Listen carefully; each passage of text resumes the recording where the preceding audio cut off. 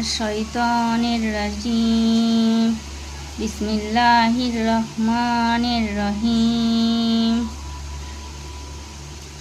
ওয়া আন্নাহুম ইলাইহি রাজিউন। ইয়া বানি ইসরাঈল আযকুরু নিমাতি আল্লাতি আনআমতু আলাইকুম ওয়া আন্নী ফাদ্দালতুকুম আলাল আলামিন। ওয়াত্তাকু ইয়াওমান লা তাজরিজি নাফসুন আন নাফসিন শাইয়্যান ওয়া লা ইয়াকবালু মিনহা শাফাআতুন ওয়া লা ইউখাযু মিনহা আদলুন ওয়া লা হুম ইউনসারুন। ওয়া ইয নাজ্জায়নাকুম মিন আলি ফিরআউনা ইয়াসুমুনাকুম সুওয়াল আযাবি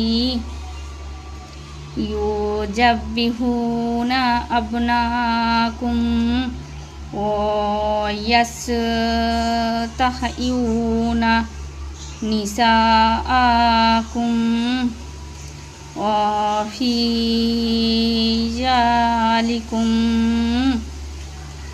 বালাউম মির রাব্বিকুম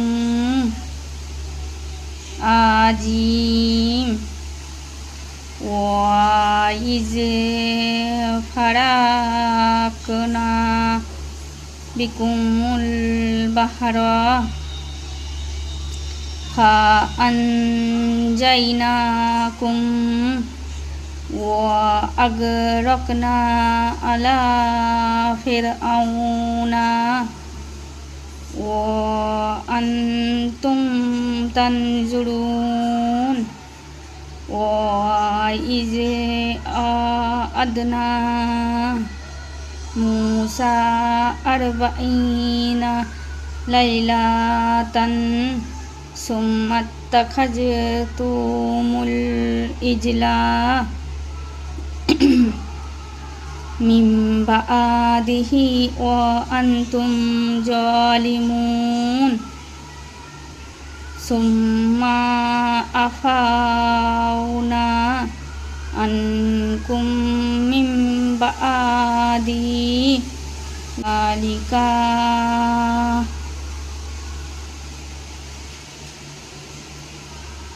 সাক্ষাৎ ঘটবে এবং তারই দিকে তারা ফিরবে। হে বনী ইসরাঈল, আমার সে অনুগ্রহকে স্মরণ করো যা দ্বারা আমি তোমাদেরকে অনুগ্রহীত করেছি আর বিশ্বের সবার উপরে তোমাদের শ্রেষ্ঠত্ব দিয়েছি। তোমরা সে দিনকে ভয় করো যেদিন কেউ কারো কোনো কাজে আসবে না এবং কারো কোনো সুপারিশ কবুল হবে না এবং কারো কাছ থেকে ক্ষতিপূরণ গৃহীত হবে না এবং তারা কোনো প্রকার সাহায্য পাবে না। স্মরণ করো যখন আমি ফিরআউন সম্প্রদায় থেকে তোমাদের নাজাত দিয়েছিলাম, যারা তোমাদের পুত্রগণকে হত্যা করে ও তোমাদের কন্যাগণকে জীবিত রেখে তোমাদের যন্ত্রণা দিত এবং এতে তোমাদের রবের পক্ষ থেকে এক মহাপরীক্ষা ছিল। যখন তোমাদের জন্য সমুদ্রকে বিভক্ত করেছিলাম এবং তোমাদের নাজাত দিয়েছিলাম ও ফিরআউন সম্প্রদায়কে নিমজ্জিত করেছিলাম, আর তোমরা তা দেখেছিলে। যখন মূসার জন্য 40 রাত্রি নির্ধারণ করেছিলাম তার প্রস্থানের পর তোমরা গোছানাকে উপাস্যরূপে গ্রহণ করেছিলে। এতে তোমরা অন্যায় করেছিলে, এরপরও আমি তোমাদেরকে ক্ষমা করেছি, যাতে মধ্যে সবচেয়ে বেশি হিংসুক ও ইসলাম বিদ্বেষী নবী মুহাম্মদ সাল্লাল্লাহু আলাইহি সাল্লামের প্রতিও তারা সম্বন্ধ ব্যবহার প্রদর্শন করেনি। এজন্য আজও তাদের উপর আল্লাহর লানত বর্ষিত হচ্ছে। মাদারিক ও খাজিন টিকা আয়ে 49। বানি ইসরাইলদের মূল নিবাস ছিল শাম দেশ, বর্তমান সিরিয়া। হযরত ইউসুফ আলাইহিস সালাম মিশরে প্রতিষ্ঠিত হওয়ার পর অনেক বানি ইসরাইল মিশরে বসবাস করতে থাকে। অতঃপর মিশরীয়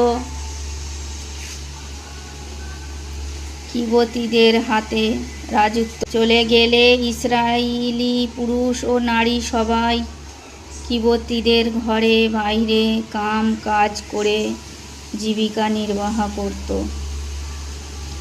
একবার মিশর অধিপতি ফিরআউন স্বপ্নে দেখতে পেল যে শাম দেশের বাইতুল মাকদিস থেকে এক আগুন বের হয়ে মিশরে প্রবেশ করে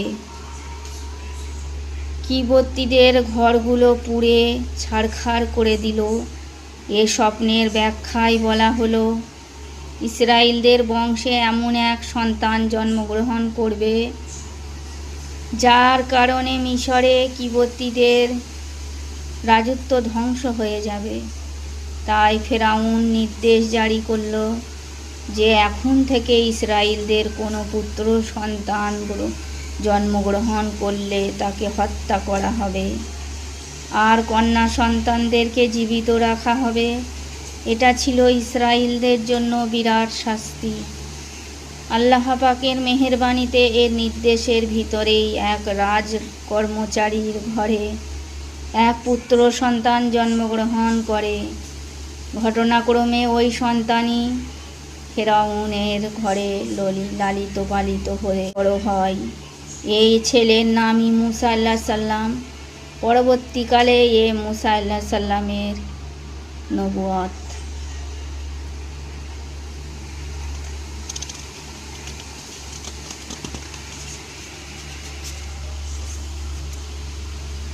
লাআল্লাকুম তাশকুরুন ও ইজ আতাইনা মুসাল কিতাবা ওয়াল ফুরকানা লাআল্লাকুম তাহতাদুন ওয়া ইজ ক্বালা মুসা লিকাওমিহি ইয়া কওমি ইন্নাকুম জালামতুম আনফুসাকুম বিত্তিখাজিকুমুল ইজলা ফাতুবু ইলা বারিকুম ফাকতুলু আনফুসাকুম জালিকুম খায়রুল লাকুম ইনদা বারিকুম ফাতাবা আলাইকুম ইন্নাহু হুয়াত তাওয়াবুর রহিম।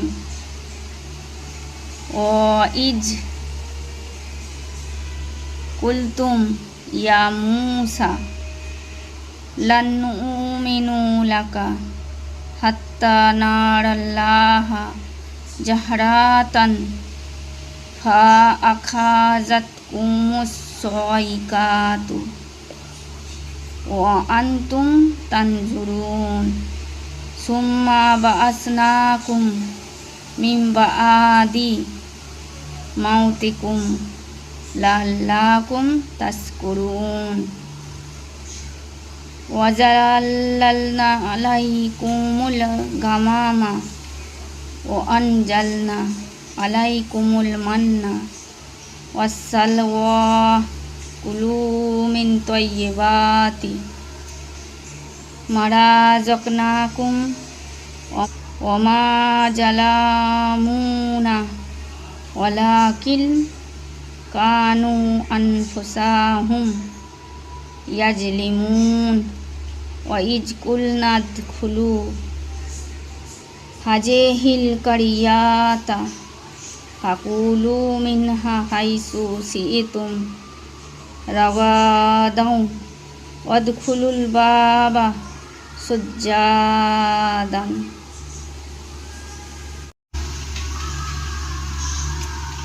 তোমরা কৃতজ্ঞতা প্রকাশ করো।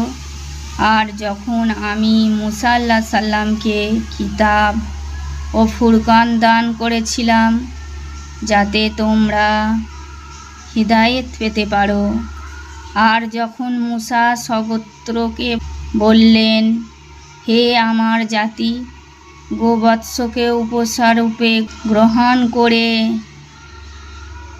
তোমরা নিজেদের প্রতি খুব জুলুম করেছ, সুতরাং তোমরা তোমাদের প্রভুর পানে ফিরে যাও এবং তোমরা নিজেদেরকে সংযত করো।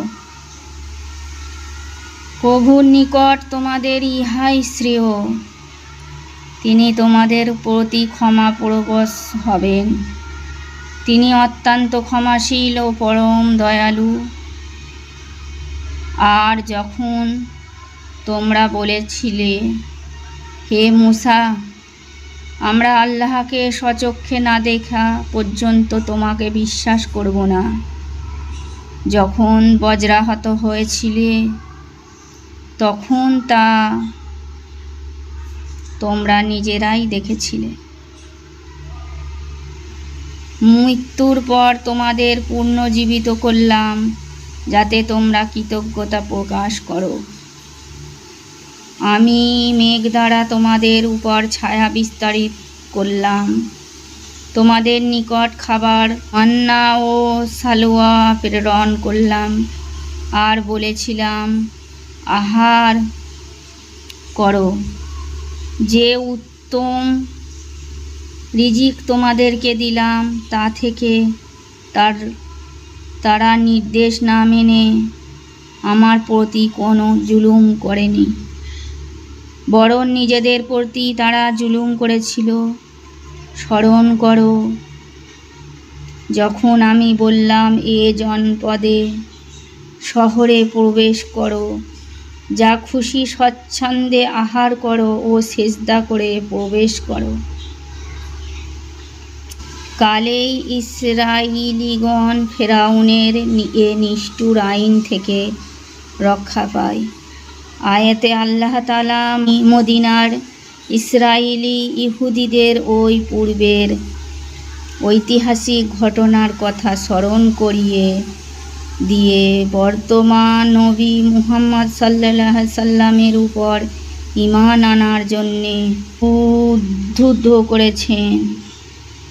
ইবনু কাসির রাদিয়াল্লাহু তাআলা আনহু হতে আলী ইবনে তাবু আল তালাহ বর্ণনা করেছেন, আলমান্না হচ্ছে এক প্রকার বস্তু যা বানি ইসরাইলদের জন্য রাতে বৃক্ষপত্রে পতিত হতো। তারা সকালবেলায় তার থেকে যতটুকু ইচ্ছা খেয়ে নিত। কেউ বলেন মান্না হচ্ছে মধুর ন্যায় এ প্রকার পানীয়।